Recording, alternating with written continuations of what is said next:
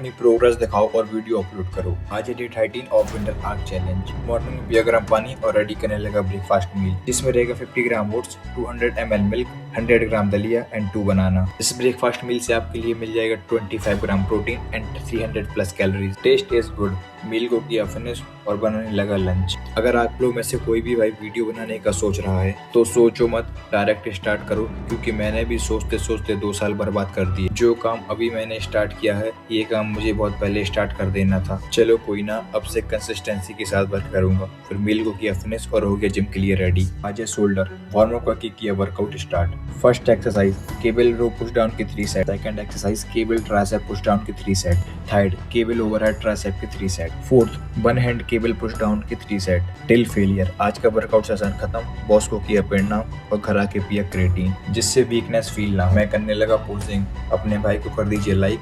C you soon tomorrow. Bye bye.